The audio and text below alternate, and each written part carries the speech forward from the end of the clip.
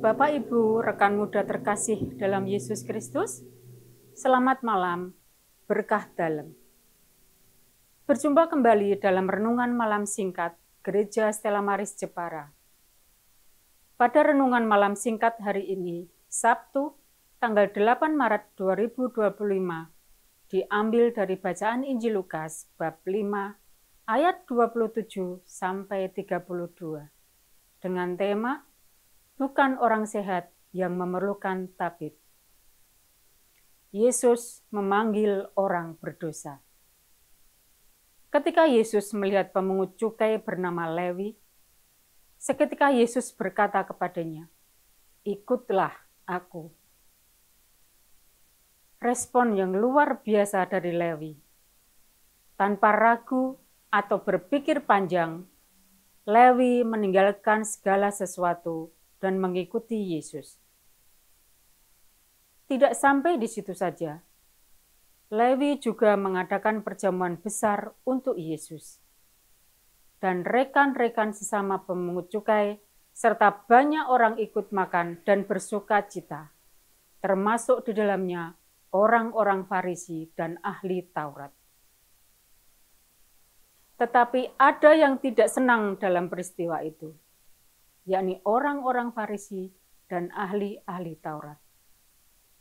Mereka mencemooh Yesus karena mau bergaul dengan pemungut cukai yang dianggap tidak layak untuk didekati. Terhadap sikap orang-orang Farisi dan ahli-ahli Taurat ini, Yesus memberi perumpamaan bahwa bukan orang sehat yang memerlukan tabib, melainkan orang sakit. Bagaimana perasaan kita sewaktu mendengar atau melihat orang yang selama ini kita kenal sebagai orang yang tidak baik dan sering melakukan kesalahan, tiba-tiba bertobat? Seringkali tanpa kita sadari, sikap kita pun tidak beda jauh dengan orang-orang Farisi dan ahli-ahli Taurat. Menganggap kita lebih bersih, lebih benar. Ada orang-orang yang kita anggap tidak layak untuk menerima belas kasihan Tuhan. Mari kita merenungkan siapa diri kita di hadapan Tuhan, yang seringkali dengan sombongnya menganggap orang lain lebih buruk atau lebih berdosa dari kita. Seringkali satu jari kita menunjuk dosa dan kesalahan orang lain, tanpa kita sadari 4 jari yang lain menunjuk kekurangan dan dosa kita sendiri. Bapak, Ibu, rekan muda terkasih dalam Yesus Kristus, marilah kita belajar dan mohon rahmat dari Allah, agar kita mampu menaruh penghormatan martabat manusia. Mari kita juga terus berusaha untuk hidup tanpa merendahkan orang lain dalam kehidupan kita sehari-hari. Kita juga belajar dari Lewi.